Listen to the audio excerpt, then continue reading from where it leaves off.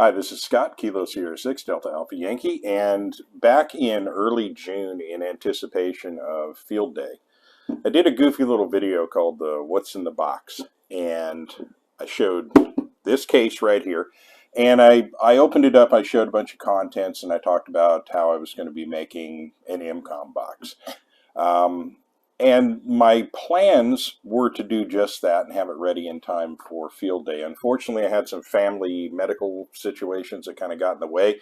It's also kind of what's attributed to my absence from the channel for the past couple of weeks. Everything's cool, everything's fine, everything worked out well, so things should be okay moving forward. But I was a little, wasn't in the mood to do any videos during that period of time. How about that? So I wanted to get back to this because I've had a lot of people ask, what did you do with that? Did you complete the kit? What does it look like? On and on it goes. And that's a yes and a no. And this is going to be kind of a lesson for some of you out there that are considering building an MCOM box. The thing about MCOM boxes is, and the idea here is we basically just want some kind of container to transport a radio or series of radios that are not HTs. We're talking either mobile rigs or field grade base type stations. The idea is to have some kind of container to put those in with all of the attendant accessories and equipment necessary to run that radio, and be able to take it out in the field, hook it up to a portable power supply, and then run it out in Mother Nature. So basically it's kind of a ham shack on the road. And there are a bewildering number of possibilities in different directions you can go in setting one of those up. Just a quick examination, if you go into Google Images and just type in Radio Go Box or MCOM box, you will see all kinds of different variations. And some of them start out very Spartan, and they build them out of ammo cans. They've moved up to things like these type cases. I call it a Pelican case, but to be honest with you, anybody drilling a bunch of holes in a Pelican case to make one of these has either got a lot of money or they're being foolish. You can go to Harbor Freight and get a pretty good little case that's suitable for that, and it's going to be at a fraction of the cost, usually about a third of the cost. For instance, this case here goes for about $45, $44, something like that. Its Pelican equivalent is $159.95. So, and essentially they are identical. And given the fact, like I said, that you're going to be drilling holes in this thing and mounting stuff in it, makes a lot more sense to do something like this. Now, another area people will go into is things like the rack cases. And then I've seen people use toolboxes. I've seen people fabricate all different types of MCOM boxes. So how you do it, there is no right or wrong answer. It's going to be based on what you want to do and what you need. Now, for myself, I wanted something that was particularly practical. And one of the problems I ran into right away, and it relates to this, and I'll answer that question, by the way, of what's in the box. What's in the box is nothing except two holes. And I'll tell you why that is. All I wanted to do was I wanted to put a TYT TH7800 in this box. Right away I ran into a problem of the radio basically fit into that area right here. I had all of this empty space on the sides. Now, I fell into the same trap that a lot of people fall into, for instance, with a plate carrier or different MOLLE load-bearing gears. If you have empty MOLLE strips, you start filling them with pouches you don't need. I started doing that with this. Right away, even from the build, I should have realized that, hey, do you really need this? Because I had like an accessory box with all kinds of fuses in there and gauges, and I even had a little little trigger switch that looks like the one that they use in aircraft with the little red safety cover on it. Honestly, it was starting to get ridiculous, and I got about halfway through the build. I had actually popped the holes here for this was the power port, and then I had my antenna bulkhead connection here. I had already gotten to that point, mounted those in, mounted that box, and I went, this is getting ridiculous, because what I ended up having was I had this pedestal that the radio set on, and it had just gotten kind of ridiculous. Now, I admire some of the engineering that people put into some of these things, and it's kind of an art form, an engineering art form, but you always have to be careful about separating the difference between an artistic expression and something that's practical, because they're not always the same thing. It's kind of like those really fancy choppers that they used to make on that American Chopper show and other shows like that. They're beautiful to look at, but as actual motorcycles, they were horrible. They didn't handle well at all. None of those choppers handle well, but they were an artistic expression, and there's nothing wrong with that. But if you decided you wanted to enter, for instance, your American Chopper motorcycle in a MotoGP race, you're going to get smoked immediately. It's not practical where the rubber actually meets the road. And that's the kind of kit that I wanted to build. So I stepped back from what I was doing and decided let's take another route here. And what I selected, I went down to my local Harbor Freight and I decided to do a little Goldilocks experiment. That's a clue, by the way. And I went through the different cases that they have, because what I wanted to do first, because I decided to restart the project, I said, let's start with the radio. Let's work out from there, get a container that's just big enough to contain the radio and the accessories, and then go from there. So I threw this out as being too big. And of course, this one here, while it's nice, is too small. I could actually fit the radio in there, but I could fit nothing else. I couldn't fit the mic. I couldn't port an antenna, or couldn't put a bulkhead mount for the antenna on there. Couldn't port the power supply in. So this proved to be too small, but here's a hint. Not too small for something else I got coming up real soon, because I'm going to build out a 25 watt MCOM box based on this. That's a project I'm just waiting for the radio to arrive. That's one I'm really looking forward to. But what I ended up with was this box. And to let you know, this is the 1800, this is the 2800, and this is the 3800 case. So we'll get this one out of the way. I'll use this for something else sometime in the future. And as I said, this is going to be a project for later. Now, let's show you what I have here. Again, this is a 2800 case. Now, we're talking about something that's physically smaller. And it turned out to be the perfect size to do exactly what I wanted. So I have the radio that I want mounted in here.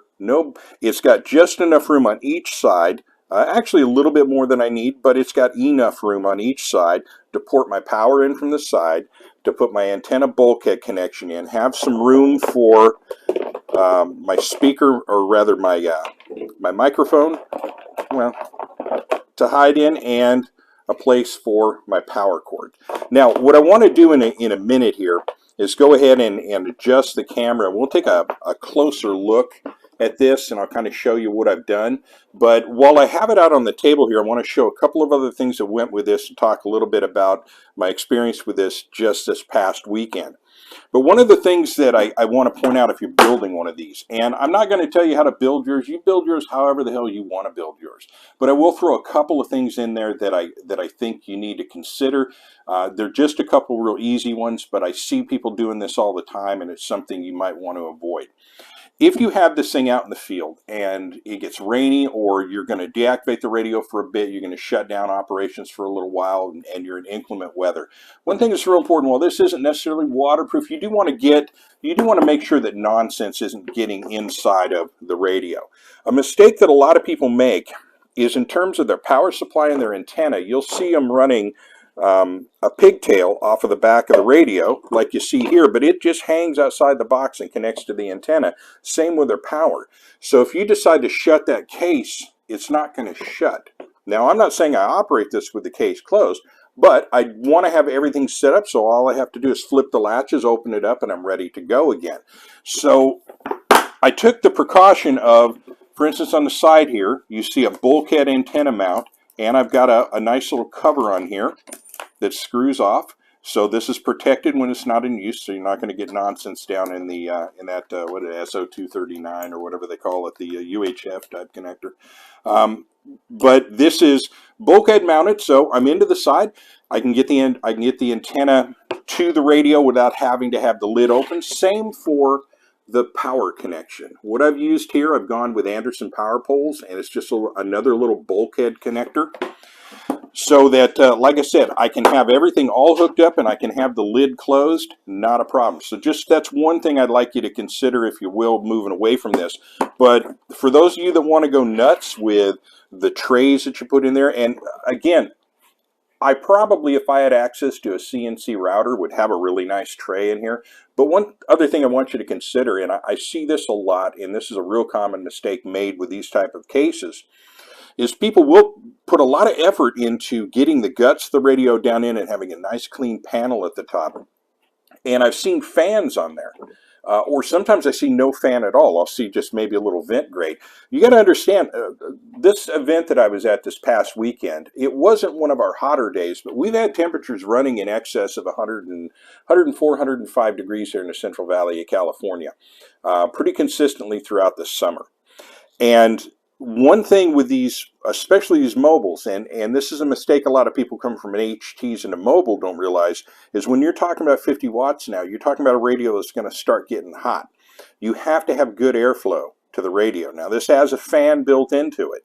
And ideally, I would want to have this completely out and exposed, but I wanted the maximum amount of airflow around this radio. And I didn't want to trap any radio or any air in the case, so that so I had good cool air going over the internals of the radio. So if you are going to go with some kind of panel on the top, the radio itself has a fan. You're going to need to have some other kind of fan, and keep in mind you need some other kind of vent so that you have airflow going into the radio and out of the, or rather into the case and out of the case.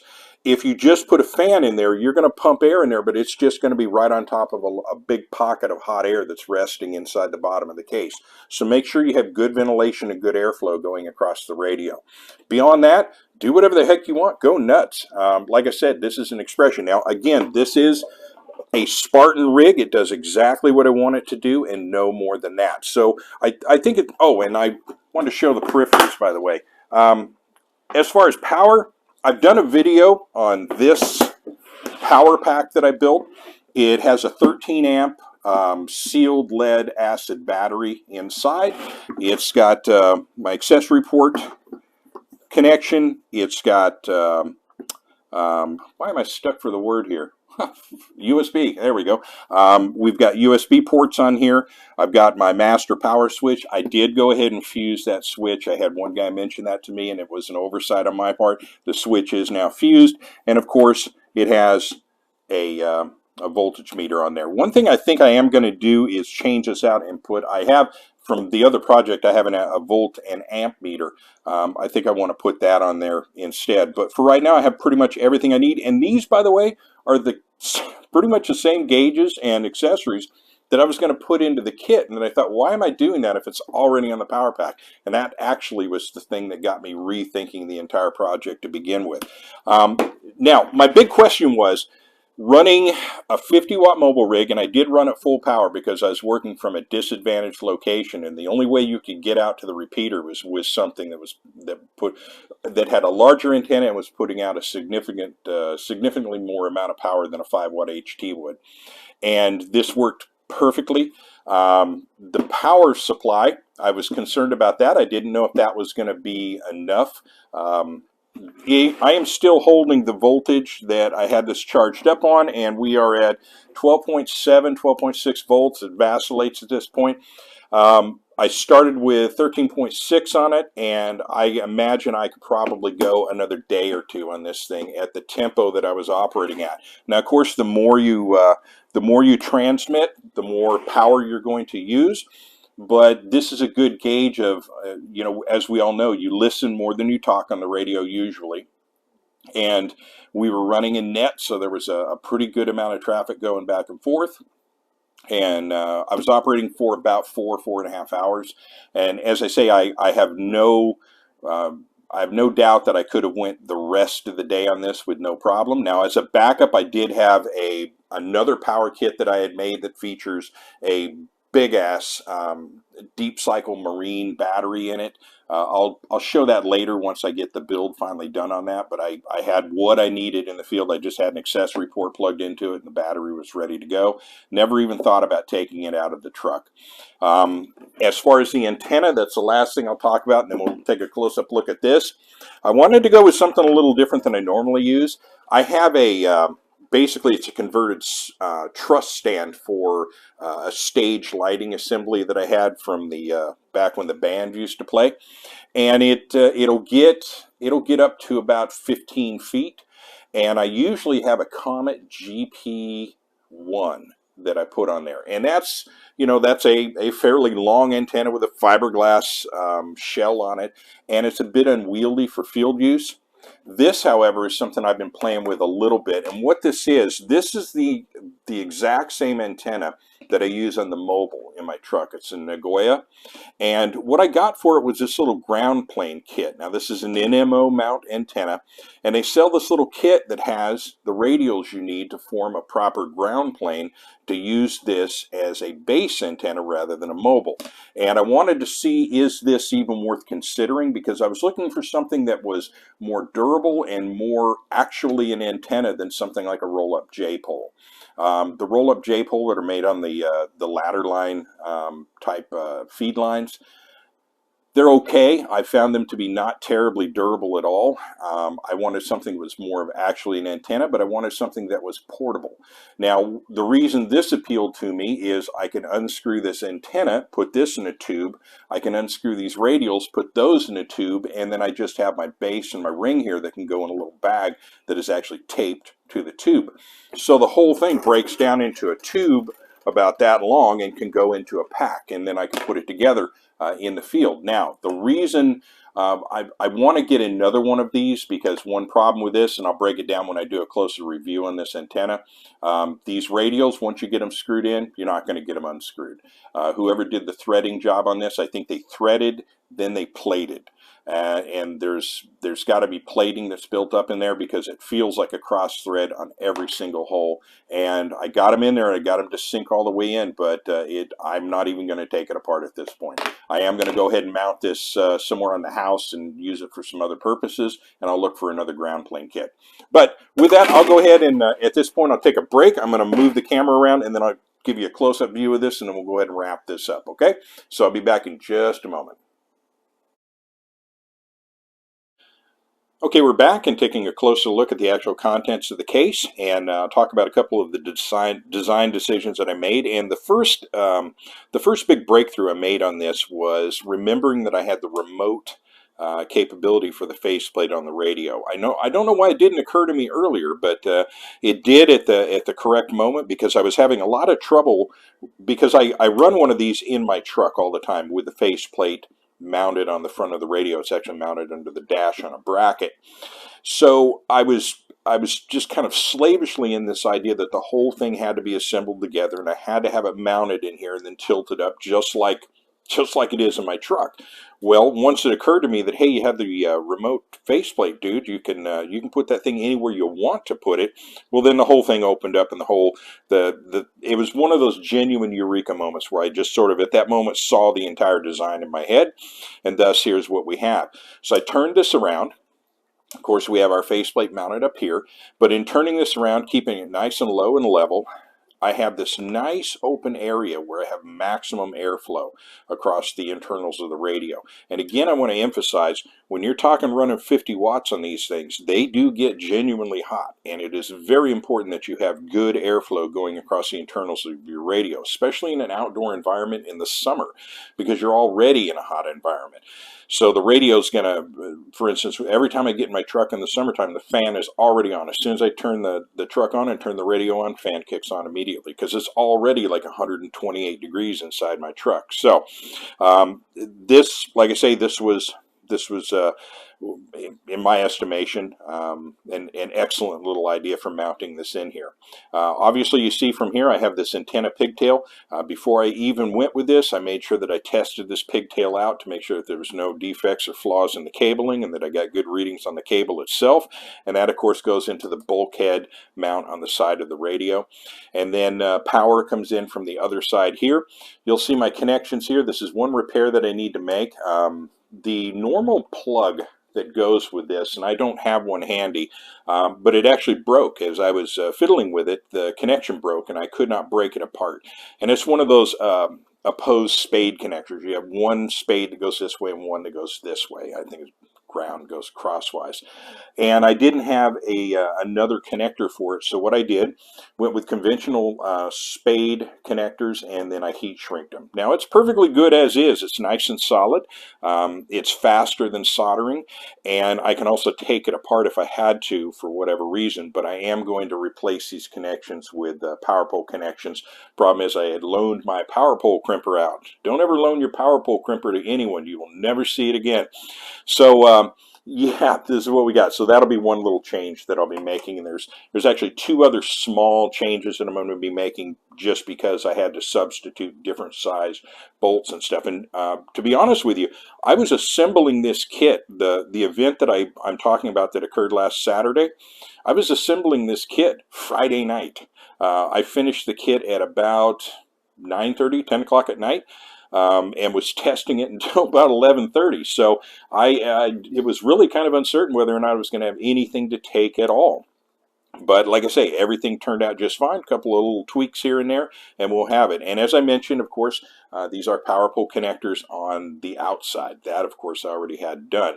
One other little thing that I did here, you'll note the double nut on this bulkhead connector. Most of these plastic bulkhead connectors that you come across for either lighter plugs or USB connections or what have you, they're keyed, so they have a flat spot and they have a corresponding flat spot on the actual mount that goes to the outside. This one did not. It would just spin freely. So I had an extra one of these little nuts, so I actually double nutted it to hold it in place. But that's really about it. Like I say, super Spartan. Now I'm going to show you real close here. This is actually my power cord. Of course, it is an Anderson power pole, and you'll see that's an accessory port here, but this actually unplugs. So if I'm plugging into a power pack that just has a regular set of Anderson power poles, I'm good to go on that. If not, I have this, so that gives me a little bit of extra capability. And of course, in my bag, I also have a set of Anderson power poles with alligator clips. So if I needed to actually connect directly to the top of a battery I harvested from a car, I can. Now I'll show you one other thing that I added in, and this actually worked out pretty nicely. This was part of the original kit. It was an external speaker. Now this has the speaker on the top, but it's kind of an okay speaker. It works all right in my truck, but it is, I found that it was a little on the quiet side for me. I had this thrown into the bag as an accessory if needed. I didn't necessarily want to mount it inside of the unit, but of course I could, if I wanted to, mount it right there. And in fact, well, you actually can't see that, so let me tilt up here. I could mount it right there if need be. And I might, as I said, I might just go ahead and do that. Or I might just keep it in its current position, and that is in the accessory case. There we go, we're all locked down. Because during the event, and I'll include some pictures of how I had this set up out there in the field, but I just had this sitting right on top here.